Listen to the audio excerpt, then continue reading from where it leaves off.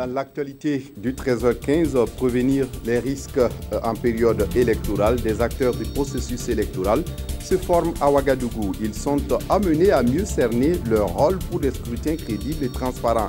Et puis, jour d'élection en Guinée-Conakry et en Biélorussie. En Guinée-Conakry, le président Alpha Condé espère à un coup KO dès le premier tour et en Biélorussie, Alexandre Loukachenko est assuré d'être élu pour un 5e mandat. Mesdames, Messieurs, bonjour. Ravi de vous retrouver. Cette année est une année électorale au Burkina Faso et l'USAID anticipe avec la formation sur la gestion et la prévention des risques en période électorale. Le projet est porté par le PDF2 et veut amener les acteurs à mieux jouer leur rôle pour des élections crédibles et transparentes. Zadissa Sanfo, Issa Kafando. Ces membres des délégations spéciales entament ici une formation sur la prévention et la gestion des crises liées aux élections. Une initiative du projet PDF2 qui veut cultiver en eux la graine de laquelle germera la paix au Burkina Faso. Il s'agit de faire en sorte que ces membres sachent quoi faire et que dire afin de contribuer à des élections libres et transparentes. Pour préserver la cohésion sociale, pour garantir des élections apaisées, nous avons pensé qu'il était très important d'outiller ces membres de délégations spéciales afin qu'ils soient des agents de veille, de proximité dans leur communauté pour prévenir tout conflit lié aux élections. Des élections libres, transparentes et apaisées. C'est le souhait aussi des États-Unis. C'est pourquoi ils accompagnent l'initiative du projet PDF2 à travers leur programme USAID. Selon les États-Unis, si les gouvernements locaux ont la possibilité, la capacité de répondre aux besoins de la population, ça va aider à un processus pacifique et un vrai processus démocratique. Ces participants disent mesurer déjà l'ampleur de leurs tâches dans le processus électoral. Et par conséquent, cette formation sera mise à profit pour relever le défi. L'Institut Free Afrique, dirigé par le Dr Assaluga Ouedraogo, souhaite la prise en compte des questions économiques lors de la campagne électorale à venir au Burkina. Pour ce faire, l'Institut n'a trouvé meilleur allié que les journalistes chargés de couvrir la campagne électorale et de produire des émissions politiques. Hier à Pacific Hotel à Ouagadougou, l'Institut a donc réuni une trentaine de journalistes, de la presse privée comme publique. Explication simplifiée des termes et notions économiques, analyse macro et microéconomique du Burkina. C'est entre autres sujets abordés avec les journalistes. Ismaël Sirima, Suleiman Sanou. Des journalistes issus de plusieurs médias burkinabés autour d'une même table. Pendant quelques 7 heures, ils se sont familiarisés avec les enjeux économiques et la demande socio-économique des populations.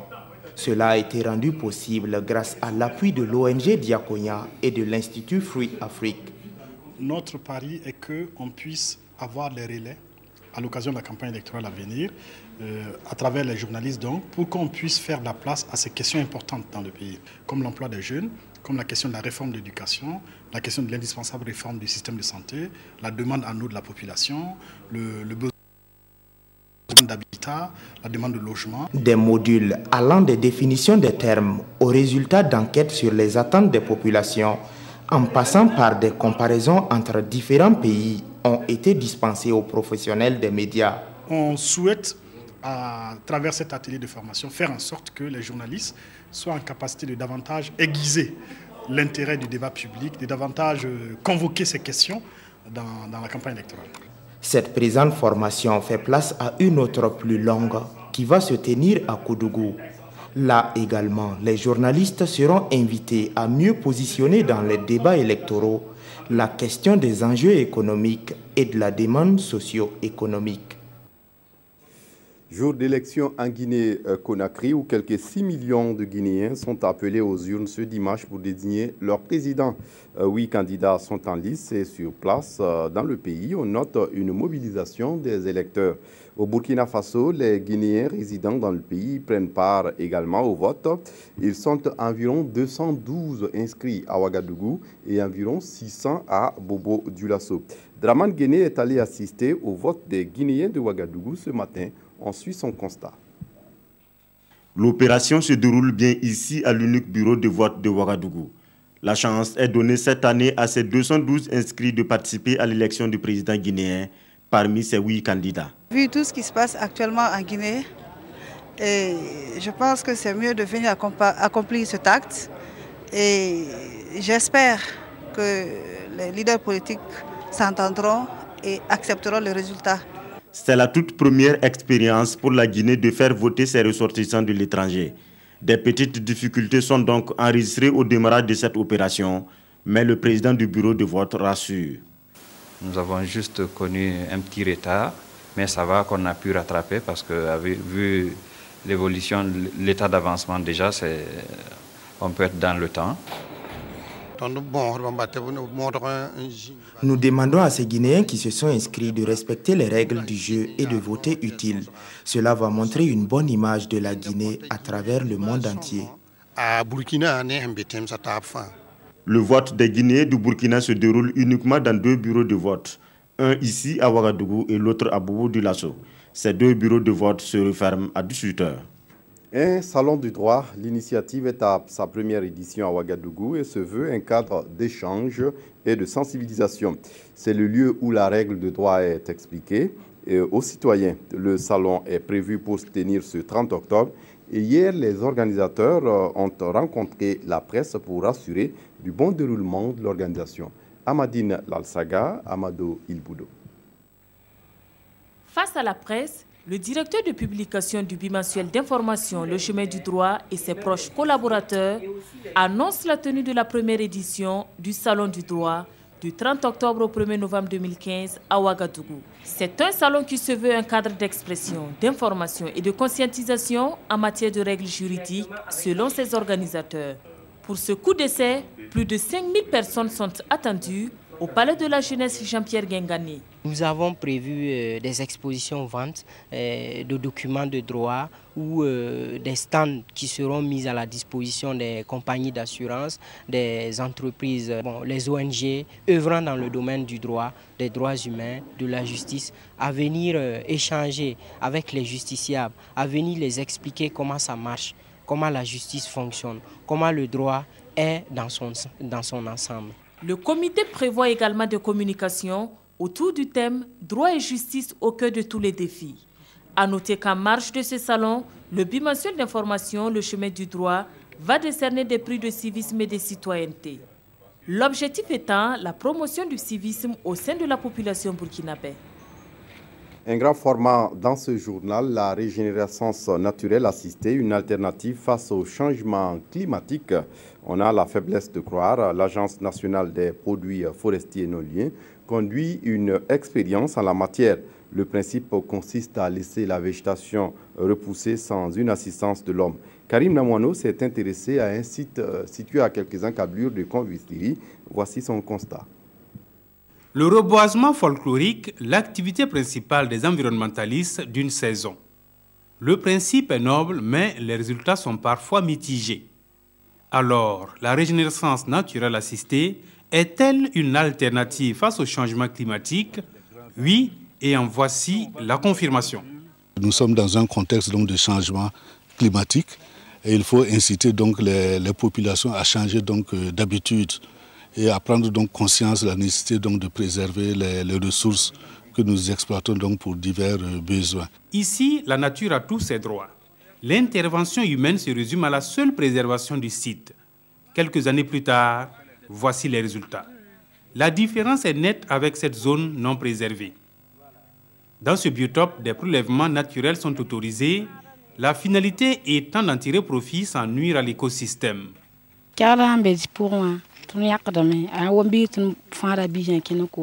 Nous recueillons les feuilles pour le thau et la sauce. Nous récoltons le fourrage pour les animaux. Nous vendons certains produits au marché. Les produits forestiers non ligneux sont ici à profusion. Des plantes médicinales au fourrage en passant par les fruits, on y trouve du tout. Nous pouvons identifier à peu près 8 espèces productrices de produits forestiers non ligneux utilitaires. Il y a par exemple le Bombax costatum, le Waka, nous avons le Sabas sénégalensis, plus connu donc sous le nom de Weda, et les fruits, par exemple donc la liane goïne, dont les fruits donnent donc du jus, du sirop, peut en faire donc de la confiture. Il y en a aussi qui font d'ailleurs du vinaigre avec la pulpe donc du fruit. Nous avons le Tamarindus indica, le tamarinier, ou le Pousga amoré, dont les fruits donc sont utilisés pour acidifier un peu donc le taux, pour faire donc du sirop, du jus, de la confiture. Nous avons le Balanites egyptiaca, le Kiarlara amoré, dont les amandes donnent de l'huile. Les feuilles et les fleurs donc sont consommées également sous forme donc de salade et autres. François Ilboudo revoit ici la végétation de son enfance. Acteur de préservation du site, il espère qu'à l'image de son fils, les générations futures opteront pour la régénérescence naturelle assistée afin de bien prendre soin de cette ressource forestière vitale à tout point de vue. Autre grand format dans ce journal, ce portrait d'enseignant du primaire que nous propose Draman Dadian. Ce 8 octobre, c'était la rentrée officielle des classes au Burkina et environ 2400 nouveaux enseignants du primaire faisaient aussi leur rentrée. À l'image de Bourema Ouedraogo qui a déposé ses valises dans une classe sous Payotte à Papao, un village de Barsalgo dans le San Matenga. Sur les pas de ce nouveau maître, Lassina Ouattara, Draman Dadian. Son nom, Bourema Ouedraogo. Avec le certificat d'aptitude pédagogique en poche, il est l'un des 2800 instituteurs nouvellement sortis des différentes ENEP publiques du Burkina. Moi, je suis un nouvel enseignant. J'ai été à l'école de Fadangourma et je suis nouvellement affecté dans la SEP de Barsalgo 1, plus précisément à Papao. Je m'apprête comme ça, comme vous le voyez, pour partir rejoindre mon poste. Papao, son lieu d'affectation, est à une vingtaine de kilomètres de Kaya, le chef-lieu de la région du Centre-Nord. Le nouvel instituteur est donc en route ce vendredi 9 octobre, premier jour de classe au primaire pour cette rentrée scolaire 2015-2016. Et c'est là que Bourema Ouedraogo va déposer ses valises. Une école sous Payotte, créée en 2013. Il est accueilli ici par certains parents d'élèves et son directeur d'école, avant d'être présenté aux élèves. Tout le monde est là.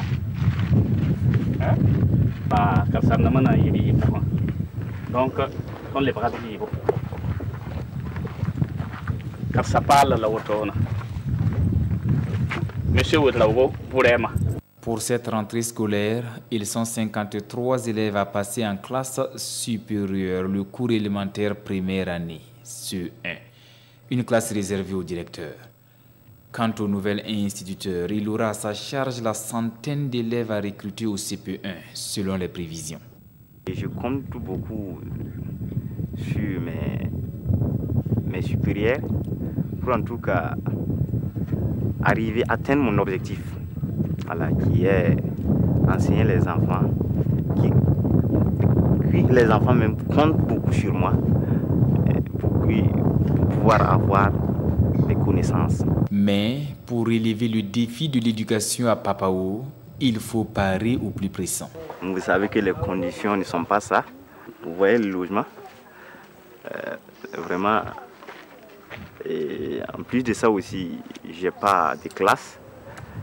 Il va falloir que j'attends que les villageois récoltent et puis collectionnent l'argent pour pouvoir me construire un hangar. Je vous dis que cette maison même ne m'appartient pas, puis c'est pour le directeur. Donc il va falloir que je cohabite avec le directeur là, en attendant. Et c'est ainsi que Bourema Ouedraogo entame sa carrière d'enseignant. Dans des conditions difficiles, certes, mais c'est avec sérénité et espoir qu'il dit embrasser ce métier. Bon, va Bourema Ouedraogo, notre nouvel instituteur. C'est donc ici que se referme ce journal. Merci de l'avoir suivi. Très bonne suite de programme sur la RTB. Au revoir.